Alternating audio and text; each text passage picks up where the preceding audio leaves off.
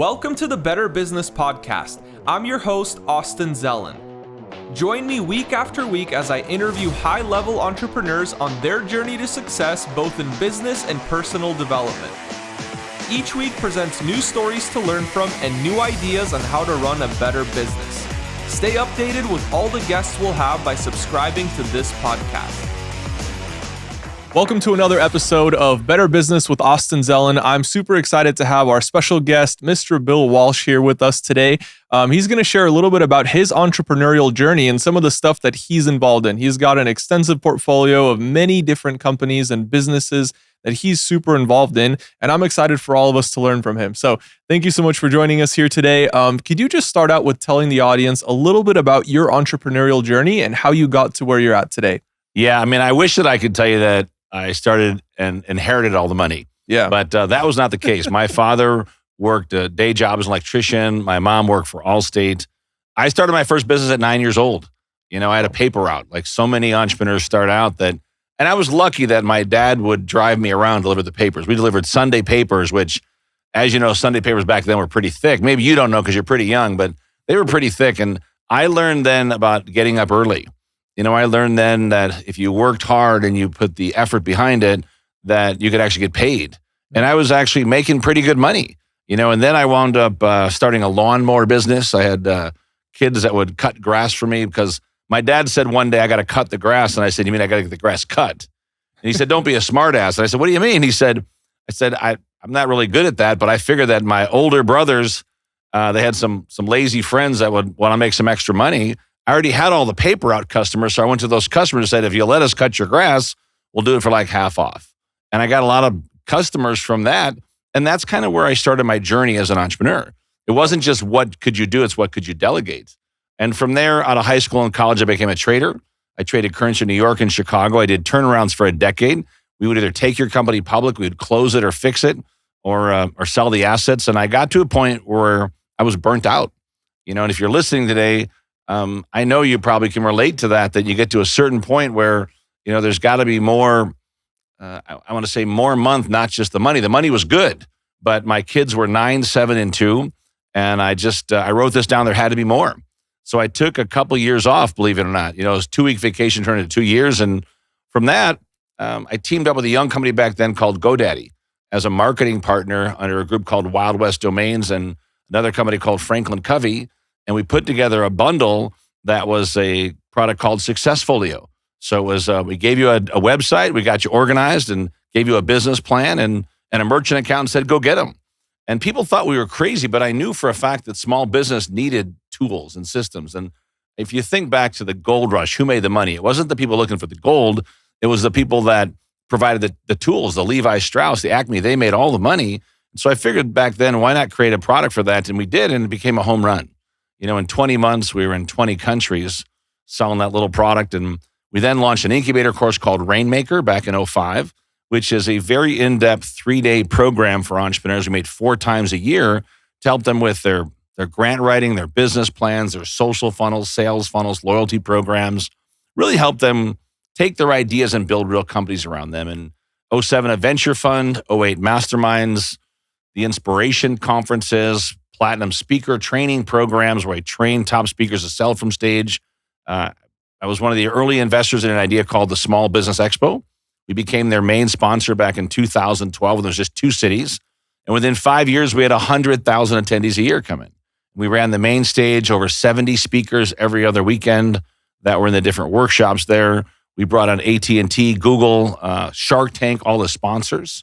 So, when people tell you that you're crazy and can't do things, you're probably on the right track.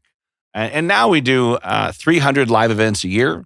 I do a lot of really high-end corporate turnaround work with companies from all over the world. We have a new TV network called GBN that we've launched. And I still love it. My kids are now 32, crazy 30 and 26. My oldest son, Austin, is my business partner in a SaaS company called Mobex Pro. My daughter is a PA in dermatology in Chicago. And my youngest son, Evan, he lives in Vegas. He's a DJ. So totally different, but greatest thing in life, without a doubt, is watching your kids grow up to become good humans. So that gives you a 30-year journey in 5 minutes or less. Wow. No, that's really good. And I noticed that you've jumped kind of from industry to industry to industry. Now, what would you say is the most common thing that you do? Would you shut down the previous business and then move on? Or do you hire somebody to run it for you? Or what's your usual strategy? I'm a big believer, be the CEO of one firm and then bring on talented people or bring talented people through the ranks that can then run those things because you can't run them all. Yeah. So whether it's hotel interest or it's membership site stuff, let people that are great with it, let them do what they do best. For me, my real gift is if you have an idea, I can pull the idea out of you. If you're great at something, I can help you raise the money, the teams, the systems, get organized, go to market, and really build all those strategies. And for a lot of companies where they lack in their ability to execute. And where I believe is the strength is that it's never perfect, but and this is an old phrase, not mine, but if you'll shoot for perfection and settle for excellence, you'll probably do pretty well in life and business. And that's really been a model that I've pretty much lived by. Awesome. I love that. Yeah. And I've heard it said that you shouldn't make perfection the enemy of good. Right? Correct. A lot of times we can do things well enough and at least have progress versus always chasing perfection. Well, there's a book out there, I think it's called Atomic Habits, that talks about just 1% better. Yeah. So if you can just work on being 1% better and really, and I don't believe in motivation. I think if you motivate idiots, you got motivated idiots, right? So, but I do believe in inspiring people. So I believe if your company or your brand has a vision that's big, it inspires people to pull outside that comfort zone. And that's where the growth comes in. So if you can truly inspire people, and what I'm really been most of my life doing is that I bring out the best in people because I see things in them they don't see in themselves. And then I can help them execute that. And then when they start to get the results, they're like, oh my God, I didn't know I could do that. And I've trained so many speakers that speak all over the world and sell their courses and programs. And when they first came to me, they were like, they didn't believe in their own value. And I would tell people, just add a 0 to your offer and just increase the value. You're not Amazon, you're not Walmart. They compete on price. Small business competes on value. Yeah. How do you make something better? How do you solve a big problem? If you'll do those things, you're getting paid. Yeah, absolutely. And what would you say is your favorite part about being an entrepreneur? Is it the financial freedom, the time freedom, helping other people? What is it for you? I get that question a lot, but really the greatest thing for me is I love to watch other people win. I love to help somebody with something they're doing, and whether it's a connection for you or someone that, opens a door for you, and because that door was open, you knocked it out of the park. So whether we're hosting someone like RFK Jr. or President Trump, or we're hosting top entrepreneurs, we've had, Tucker Carlson at our events. We've had, some really big names in events that either I've produced or been a part of the production of, where sometimes that one connection can change everything. And most people, believe it or not, they don't believe they belong in the room. And I'm telling you, if you're listening today, you belong in every room. There is no room you don't belong in, but you got to show up for that room. And when you do show up, you got to learn how to communicate effectively with people that are there. That if you're sitting next to an RFK Jr., you're sitting next to a Tucker Carlson, how do you make that 1 or 2 minute conversation you have impactful enough where they would like to learn more about you? And this is the mistake people make, is they always want to talk about themselves. Here's what I got and here's what I want versus here's who I am and here's how I can serve. It took me a long time to figure that out, because when you're young, you're just so more bull in the china shop. As you get a little bit older, and young people have the same thing, but once you learn the wisdom of that, it's more about how can you create so much value for the other person and expect nothing in return. And when you do that, doors will open for you like you've never seen before. Yeah, absolutely. I totally agree with that. And that strategy has helped me network with a lot of people. And, it's always leading with value and not expecting anything in return. That's correct. Yeah. Now, if somebody wants to show up to these events and show up to these rooms, well-educated, well-informed, and ready for those conversations, what's a good place for them to start learning? I would always start by going to philanthropic events. I would always put yourself at charitable events. I would find a way to bring a tribe with you. I would never go alone. And I would do everything I could while I'm there to edify you. So if I was bringing Austin to an event and we were going with 5 other people, I would never talk about me. I'd be like, come over, you got to meet this young guy. He's doing all these cool things. You got this amazing podcast and TV show and programs they're doing. You got to come meet this guy, and he's doing all this stuff in business. And now all of a sudden, the more I talk about other people, the more you become interesting versus just talking about yourself. And when I go to the events, I teach everyone that I go with to go early. Go set up the chairs. Don't just go there for the red carpet. Go there and say, how else can we help? And when the event's over, stay late and then meet all the people, because you're going to find that really successful people, they don't listen to what you say so much, but they watch what you do. And when they see people that show up early and help out, they pay attention to that. So philanthropic rooms have been one of the greatest ways to make the best connections. But the secret is not just that, it's the follow up and follow through. Yeah. See, people think I can just follow up. No, you got to follow through. And sometimes it could be years. You know, when I first met Mark Victor Hansen, he wrote a book called Chicken Soup for the Soul. And I was a huge fan. I made a list of what's called the Fab 10. Here's 10 people this year I'd love to connect with. He was on my list. I figured if Mark would promote our programs or our courses, or we could build a relationship, we could probably expand our business dramatically. And I went to the events. I bought tickets. I saw it in the front row, but I never had the deep and meaningful conversation where I felt we could make something happen. And then I began to realize that what was important to Mark. You know, I went to Richard Branson's island. What was important to Richard Branson? And I began to figure out that if I could help them with things they were focused on. So I began to ask questions like, what projects are you currently working on? What are you most excited about? And when they would start to talk, I would learn to listen, learn, and process and figure out who is a connection I could make, who is a way that I could serve what they're doing without making it sound like it was about me. And man, once I learned that process and that skill set, our Rolodex went through the roof. So if you go to YouTube today and you type in Bill Walsh and Brian Tracy, or Bill Walsh and Les Brown, or Mark Victor Hansen, all these guys have spoken at our events and given us great testimonials about how I've helped them with their businesses. And yet I never asked them for anything. So it's really a gift set, but start with great charitable events. Always show up early. Always buy a table or bring a tribe. And let's say you have no money. Say, Bill, that sounds good for you because you can afford to write the check. Well, if you couldn't afford to write the check, then offer to volunteer.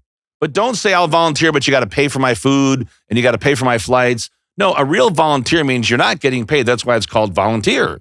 But you got to show up with that total heartfelt mindset, belief that you're there to serve at a high level. And once again, they're going to notice that. And that's where the real connections are made. It's not when you talk about you, it's when someone asks you, hey, what do you do? And they want to learn more about you. Now you know they have a genuine interest. Yeah, absolutely. I love that. Now, when you go to these events, is there a target number of people that you want to help or serve or connect with? Or do you just go in there and whatever happens, happens? You know, it's really different. I guess if it's a philanthropic event, number one, I want to make sure I support their charity. Yeah. So I'm going to buy a table. I'm going to bid on the things that they have that they're giving away. I'll make my friends bid on stuff. I'll make my friends share the message. Most speakers don't ever get this. And I've hosted thousands of events, and more than 1 million people have attended in the last decade or more alone. And I will tell you that most speakers don't realize if you're going to go speak at someone's event, you should promote the event that you're speaking there. Don't just go there and show up. Go there and take some photos and share what they're doing. Or before you get there, I would always, when I would speak on multi-speaker events before we ran all of our own events, is that I would buy ads for someone else's event. I would buy ads to help them get people in their room. And if they gave me discounted tickets, I would have my clients buy tickets, or if they gave me free tickets, so that a portion of that room, I would always shoot for 10%. If it was a 400-person event, I'd have 40 guests in the room. If it was a 4,000-person event, I would shoot to have 400 people in the room. Oh. Because I felt that it was my duty to be a part of their event, not only just someone to go speak, because I would normally speak and sell from stage. So we sell our Rainmaker course, our speaker programs, our masterminds. I was never really the speaker that would just come in and give a great talk. There's a lot of speakers that do that, and that's fine too. And I'm a huge fan of getting paid engagement. I do some of that. So when you're the speaker that's going to sell something, I always wanted to felt that I was bringing value to the room before I sold anything. Yeah. And I would always invite a lot of people to their event and promote their event, even if I had to buy advertising to help them fill their event. Because now when it came time, I was always the number one affiliate. I would always be the number one affiliate. And because of that, I would always get the best speaker times. I would always, get an audience that already knew who I was before I took the stage. Yeah. So it's just little things that I learned over years and years of doing this stuff that made all the difference. Yeah, just doing everything with excellence. I love that. Yeah. Now, as far as surrounding yourself with the right people and cultivating that mindset that allows you to perform like an A player, what strategies have you used to do that? Well, that's a good thing. I would tell everyone, look up, there's a guy, he's on YouTube, his name is Jim Rohn. If you haven't heard of Jim Rohn, ROHN, you're missing out. He coached a guy named Tony Robbins. He was Tony Robbins, one of his first employers in his life. And if you just listen to 10 minutes of Jim Rohn per day on YouTube, it's free. It costs you nothing. Just plug into YouTube, type in Jim Rohn, 10 minutes a day. And if you'll start every day with what I call a gratitude mindset, I'm a big believer that you don't pray for things you want, you pray for things you already have, which means be thankful for what you have. If you're not thankful for what you have, you're not going to get new. But if you're thankful for what you have, more is going to always show up for you. So I believe the mindset is that you've got to calm your mind at night. So always write down before you go to bed at night. Just try this for 10 days. Write down the 10 most important things you plan to accomplish by tomorrow at 10 a.m. to make tomorrow one of your best days ever. And so what happens, your brain works in this while you sleep. So I'm a big believer in $1 million habits. I believe broke people have broke habits. Successful people also have successful habits. So consistency is everything. Teach entrepreneurs become persistently consistent and consistently persistent. But the mindset part of it is that you do have to get rid of the negative people. If there's people in your life that want to drag you down or suck the life out of you, you can tell there's some people, they're so negative, they come in the room, lights go dim. Like, oh man, they're here again, right? And there's other people that come in the room, lights get brighter. You know, they fill the room with their energy. So be the one that fills them with the energy. But also, if you don't cut out the poison, it'll poison you. It's only a matter of time. And I believe that less is more, you know? And so what I mean by that is that spend more time with less people that really do have your back. You know, it's your real friends that have your back when no one else is around. You know, it's your real friends that don't talk behind your back. And so sometimes smaller circles are better because in a larger circle, people get jealous. When you're flying on private jets and you're, you know, doing these amazing events and things are going well, I wish I could tell you that all these people on Facebook are your friends. They're not. They might be acquaintances. Does that make sense? Yeah. But real friends, pay attention to people on social media that never applaud your victories. If they're your so-called friends, they should be celebrating your victories. And when they're not, and you know they see your post, then you got to be really, really careful about who you let in. So smaller circles over time is probably a better way to go. And there's nothing wrong with lots of acquaintances, but who's your real inner circle? I mean, a friend of mine years ago, around Christmas time, he sent me a message. Sounds crazy. And I know the guy makes a lot of money. I mean, a lot of money. And maybe he was going through a tough time. He said, listen, it's like a Monday. I got a message on Facebook. I need $2,000. Can you send it me right away? I'm in a real bind. And I'm like, first of all, is this even you? You know what I mean? I don't think you need $2,000. And I said, if it's you, then send me a text message. So he sends me the text message. Hey, it's really me. I'm in a bind. Can you send me a couple grand? I said, all right, what's your PayPal? Give me your PayPal and I'll send you the money. So 20 minutes later, I sent him $2,000, right? Well, 3 or 4 days later, the money was never taken that I sent him. He never accepted the PayPal. And so I sent him a text. I said, hey, you said you need the money. What's up? And he sent me back a message. He said, well, I never really needed the money. He said, but now there's 36 people I'll never talk to again. He sent the message to 50 people that were his so-called friends and said, I'm in a bind. I need some help. Can you help out? 36 didn't even respond. He said, so your real friends when times are tough, that's who you know your real friends. Your real friends in tough times, they walk in, all the fakes are gone. Yep. I put posts on social, you know, no cake for the fakes, no rides on the jets for the fakes, right? Just go do your own thing. And that's okay. But you'll get to a certain point in your life that time is very valuable. It's probably the most valuable commodity we all have. Can't buy a minute back. That's very true. And I like what you said about tough times. Like I'm very grateful for the tough times that I've had in my career. And like they really show you who's there for you. Like you said, who is your friend. And they've taught me more about my business, about my relationships, about everything than the good times. Because in the good times, like everybody's happy, everybody's like, good, they're your buddy. But when the tough times come, it's a little bit different. So awesome. So would you say mindset plays a big role in building your business to the next level? Or is it just that networking aspect, opportunities, or what role do you think mindset plays in it? I think you've got a combination of what's called inner game and outer game. They both are just as important, which means you've got to work on yourself every day, but you also got to make sure you deliver. You know, people can talk a good game about how great their mindset is and they're all pumped up. And, you know, that's why I'm not a huge fan of just pure motivation. You know, you get people all jumping around for a weekend and they're all excited, but they got to go back to reality. You know, and reality sets in when you look at your bank account.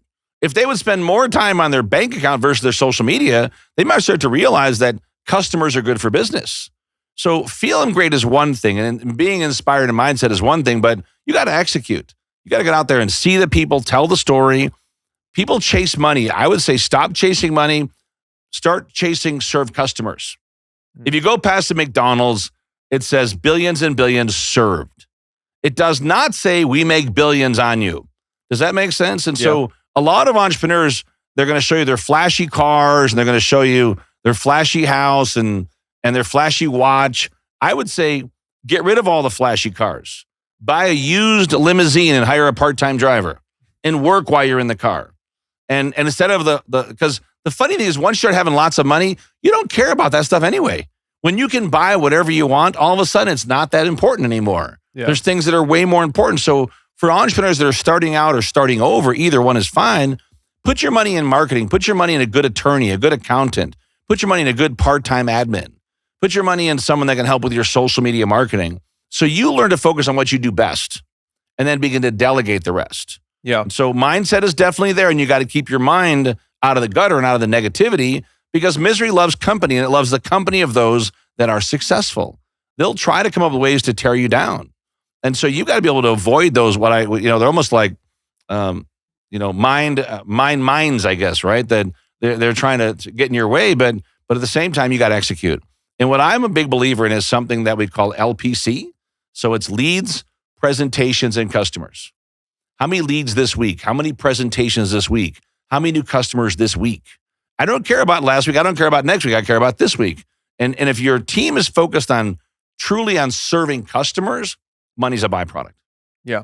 Absolutely. Not the other way around. Awesome. Now you mentioned social media just a little bit. Yeah. How important would you say social media is in growing your business? Depends what kind of business you have. Social media can be different for different types of businesses. Believe it or not, there are some businesses that I know that are friends of mine that have never been on social media. We used to own nightclubs in Chicago. We didn't have any social media, but we were 2 blocks from Wrigley Field. So people would just fall out of their place into the bar. Does that make sense? It was so popular that we didn't need to advertise at all because our location was so good. But I do believe today social media is everything. Social media, and this is important, you guys, if you're listening, get this, that social media done right is social proof. And when it's social proof, it's going to add a lot more to your bottom line and your top line. I don't believe you solve problems in a business through trying to cut cost. I believe you solve a lot of problems by increasing revenue. And social media increases awareness. So we use social media a lot. I believe there's great tools that are out there, whether it's StreamYard for your broadcasting or Twitch for your free TV station, twitch.com. If you're using things like Semble, SSEMBLE is a new tool that can cut your videos into little 17-second, 18-second blurbs. You can put on TikTok. It does it all for free. I mean, there's a lot of great free tools that are out there today that entrepreneurs don't have to spend a fortune. InShot is a great tool for social. If you can literally just upload your video, put your QR code inside the video, push it to all your social channels for like $20 a year. So I'm a huge believer in get yourself on media. So I like tell people, get a book cover done, get a podcast going. Anchor is owned by Spotify. It's free. You can get us a podcast up and interview maybe 2 people a month, slice up the content, put it on your socials every day. These are little things you can do that don't cost a lot of money, but it keeps you fresh. So whatever social media that you're on, keep the social media fresh. If you're on YouTube, post videos once a week. If you're on Instagram, post every day. If you're using Facebook, maybe post twice a day. But post content. Quit posting links to your offers. Quit trying to sell stuff. Move them to a community maybe, give them free gifts, give them free content. And then from there, hey, by the way, we've got these great offers. The mistake people are making is using social to go put a link, buy my stuff. Because when you do that, Facebook, Instagram, they all shut your post down unless you're doing sponsored ads. Yeah. So if you'll flip the switch on that, content, move them to a community, move them to a survey page, move them to something where they feel they've gotten a lot of value first. And if they get a lot of value first, if they like your free stuff, they're going to probably buy your paid stuff. So use social as a truth statement around social proof. Use it as a way to create engagement, give away good content. And AI is going to play a big part in that. Now you've got apps like HeyGen, you've got SuperDupe, you've got Synthesia. You've got tools now that I can speak 20 languages now. Literally, I have videos online that I can now speak. I'm doing Japanese. I can speak in Italian. I've never spoken Italian in my life, but it doesn't matter. It takes my mannerisms, takes all my stuff, creates the videos. And if I'm going to expand or do events in Italy, I can run all my videos before I get there in their language.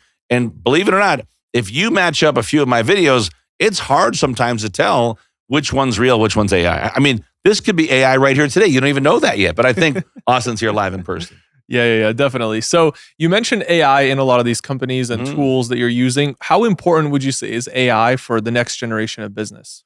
Well, it's either you learn to use AI and empower people that are good at it, Yeah. or you're going to wish you had. Because I mean, I had a friend, he wrote a whole TV script. He said, create a movie about a dog meets Santa Claus. And it wrote a 350-page movie script ready in 10 minutes or less. And it was called Santa Paws. And literally, he said, now write it as if it's being directed by Quentin Tarantino. And it rewrote the entire script. So when you start to think about the speed of technology, I believe that AI and some of these things will just make what you do better. I don't believe it's a replacement today, although it could be in the future. In the future, it's going to answer all your phones. I mean, there's already bars in Vegas where they make all your drinks. There's nobody there. It's all robots. You tell them the drink you want, it makes the drink right for you. So don't think this is not going to happen. And if you stay behind the curve, you're going to get beat. You're going to have to realize that this wave is coming. So I recommend you either hire people that are great at it or you adopt it in some format to make what you do even better. Yeah, absolutely. I see AI really filling a lot of gaps in business right now. Yeah. And it's not necessarily replacing jobs that much yet. Right. But I think in the future it will. But for now, it seems like the people who know how to use AI are replacing the jobs of people who don't. I mean, everybody listening today, I would highly recommend that you get a computer at your house that's set up for nothing more than to do your AI work. Yeah. And you can name your AI. There's new products coming out like Ask ROI that are large language models inside your business. So it can have your own environment with your own chat GPT built in where your documents and your information does not get out. But there's software coming out now that I know about that I can upload all my financials. I can upload all my details, worksheets, videos, everything I've ever created within the brand. And I can say, who do you believe is overspending on their expense account? It will tell me to the dollar by percentage who they think over the last 10 years is overspending. Wow. That same knowledge would take me hundreds of thousands of dollars of forensic accounting to get done, where these large language model systems inside a brand can do it for next to nothing. Yeah. So there's a lot of really powerful parts of this, but I recommend everybody listening today either buy a MacBook or buy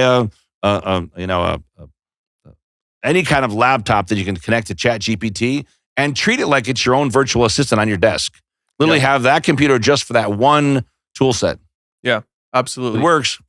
Yeah, I love that. And I like what you mentioned on the analysis type of thing because AI can basically like squeeze together all that content within minutes or maybe hours, right? And it can analyze everything and come up with an insightful outcome.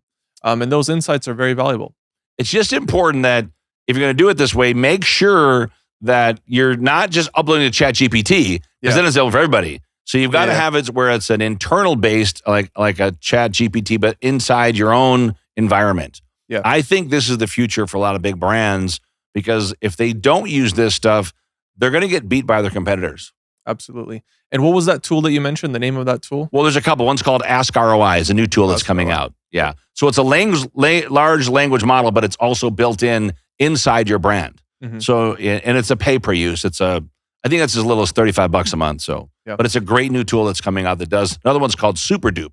So SuperDupe is an AI model that'll take your video. You shoot 1 2-minute video, and they can then begin to wrap around what you're doing in any language you want. Wrap with the video integration, so it can actually, as you're speaking, it's dropping video inside your ad set. Yeah. So it looks like it's a custom-made video, but it's all done through AI. Awesome. Cool. So if somebody's watching this, let's switch gears just a little bit, and they want to run a better business. What are some top strategies or top skill sets that you believe they should develop in order to improve their business? So I will tell you that everything starts with leadership and communications. So become a better leader, become a better communicator. I'm a huge believer that the quality of your life is in direct proportion to your ability to effectively communicate. Let me give you one more time. The quality of your life, your bank account, and all your relationship is in direct proportion to your ability to effectively communicate. So become a better communicator. I would recommend a couple of books. One's called Think and Grow Rich by Napoleon Hill. Another one's called Outwitting the Devil by Napoleon Hill and the co-author of Rich Dad, Poor Dad, Sharon Lechter. Those are 2 books for entrepreneurs that I would start with those because it gives you an insightful look at how you see the world through the lens of an entrepreneur, through the good and the bad. In addition to that, I would make sure that you've got really good marketing. You got to have a great quality offer. Brian Tracy said it very well. He said, there's a few things in business you have to do well. Number one, have a high quality product. Have it priced to sell and priced for profit. Number two, learn how to sell. Learn how to generate revenue. If you don't get those two things down, you're done. Number three, he said, don't forget rule number 1 and 2. So I would tell you that great products with the ability to sell, which combines great marketing and being able to ask for the offer. And then, of course, I'm a big believer in systems. Systems win, people fail. I see this over and over and over that they get a good run of business and then they can't handle the business. So be willing to invest in good systems that are going to track processes like activation for clients, prospecting for clients, retention for clients. And there's a lot of software out there that'll do some of this stuff pretty inexpensively these days. But systems are a big part of business. Marketing is a big part. Being able to take the sales is a big part. I'm a big believer in good collateral. You know, there's companies like Vistaprint, Next Day Flyers, M13 Graphics that can help you create good stuff. Upwork.com is a great place to get someone to do graphic design work for you, very inexpensive. But always have at least a few things. Number one, have a good media folder. Vistaprint makes a media folder for like 50 cents. I also like one-page ad slick. Big print in the front, details in the back. You can print thousands of those for pennies on the dollar. Next Day Flyers is great. M13 Graphics is great. In Florida, PK Graphics is great. But you've got to have something that shows your brand well. So 4-color everything, 86% of clients like things in color. So when you're passing out black and white copies talking about your great opportunity, they're not taking you serious because they're not even investing in color, but most people visualize things in color. Yeah. In addition to all that, I do believe that entrepreneurs have to build very specific habits, which means that if you don't get your sales numbers in by Thursday, then you're working the weekend. You know, as an entrepreneur, we're crazy. We're the only ones that'll work 100 hours a week so we don't have to work 40. You ever thought about that when that's the entrepreneur crazy test? Yeah. But I would tell you that if you can put systems in place, and the big thing is about teams. You know, number one, get a good outsourcing group. Get people that can do research for you, email for you, social media for you. Get a good board of advisors. I recommend every business, if you're over $100,000 a year or more, get a board of advisors that can help you with relationship capital, opening doors. Invest in a good sales process. I think so often we don't invest in these things because we don't know what that looks like. But the teams you surround yourself with everything. Masterminds are a great group to have as your team. I believe everybody should have a virtual mastermind. Look in your phone today, find 4 people you look up to, and get on a phone call once a month, almost like a KPI call for yourself with people that are more successful than you. It'll be a game changer for your business. And then, of course, you've got to attract a good core team. You need to have a good core team that always starts with your accountant and your lawyer. There's a new product out by a guy named Ryan Sandstrom called Business Law Mastery. It's a great product for under $1,000 that literally lets you fill in all your forms for 20 major agreements that most entrepreneurs don't have. So whether it's marketing partnerships or hiring people, have the right forms that are pre-done, pre-filled in for less than $1,000. And he has a network of lawyers all over the country. Yeah. But there are certain lawyers that are focused on prevention. And this is a great tool that's out there for entrepreneurs to use. And I would tell you this, that never stop going to events. As successful as, you know, and I don't think we're that successful. I think we've done pretty well, but there's so much more to do. But I still go to events. I still sit and take notes. I go to one event per month to learn. You know, I've taken courses at Harvard. I've taken courses at other universities because I think the minute you think you have all the answers, you're done. You're going to get beat. So don't ever stop investing in your education. Yeah. Definitely. And actually, I know Ryan. He has been on the show before. Oh, okay, so great guy. Yeah, he is. I helped him create the product called Business Law Mastery. Oh, wow. Awesome. I came up with the name. Small world. It's a very small world. He's a great guy. Yeah, definitely. But yeah, great product. I know he's got a lot of really cool stuff in that. And I like his model with the lawyers all around the country. But yeah, I think that's a great aspect to focus on early on in your career. And I think those are some great skill sets that you brought up as well. Now, when it comes to digital marketing, right? Everybody has like their own way to do it. Do you have a preferred way? Is it video? Is it Google? Is it Facebook? So I'm a big believer that I don't care what your business is, there's 3 tools you have to use. And I don't care if your business is digital, it's live, it doesn't matter, it's brick and mortar. These are the tools I like. Number one is a website called Eventbrite. I'm a big believer in Eventbrite because I believe you should go speak about your business once a week. You should be speaking for 5 or 10 minutes somewhere, either live or digital, if you're a brick and mortar, within 50 miles of where you're at. If you're a online or virtual business, I don't care where you speak, but every week you speak somewhere, whether it's live or Eventbrite's a great way to find all those places to speak at. It's also a great place to launch your own digital broadcasts. So literally for free, you can open up Eventbrite, get an account set up, get a Zoom account set up, because you'll need the Zoom to attach to Eventbrite. So now what you can do is, and we use a software called Mobex Pro. So mobexpro.com is a cool tool that gives you a 500-person Zoom account. It does all your text message follow-up. It instantly makes it easy for you to follow with prospects forever. They text in one time, it sends them content forever on your behalf. So an Eventbrite account number one, a Zoom account number two, and of course a Facebook account. If you have those 3 accounts, you can literally run free ads, free advertising on Facebook that drive people into your Zoom, and it's tracked through Eventbrite. And so now all of a sudden what you can do is you can create something called a moderated Zoom. So for free, you can record a 20-minute video one time. You can set it as a series on Eventbrite. So every week it plays on Tuesday, Wednesdays, and Thursdays, 20 minutes at 12 o'clock and 3 o'clock and 6 o'clock if you want. The same video plays every time. Your virtual admin can answer all the questions for your clients. Facebook can market it for free, because when you run a event through Eventbrite, it lets you market on your Facebook account for free. It invites all your friends in those communities. So if you have friends in New York or friends in Miami, it will literally pull out your friends in those markets for no charge and let you advertise to them that you've got an event coming up. Now, of course, the event is not in person, the event is digital, but it doesn't really matter. It still picks that market and then goes through your database and invites people out. And you can do all of this for the Mobex Pro platform is around $100 a month. Comes with a 500-person Zoom account, runs all your back end. It's a SaaS, mobile SaaS driven. But if you can put those 3 things together, I would say for the entrepreneur or the massive entrepreneur, I mean, our Eventbrite alone, we've had more than 40,000 people attend our events through Eventbrite. So we know it works. And of course, it's free. Now, if you're doing sale tickets, they could take their percentage, of course. But I think it's worth it. But digital marketing is here to stay also. So I like the content that's 1 to 3 minutes long. I like useful content with no sales pitch, just good content. And maybe shoot 1 or 2 of those videos a week.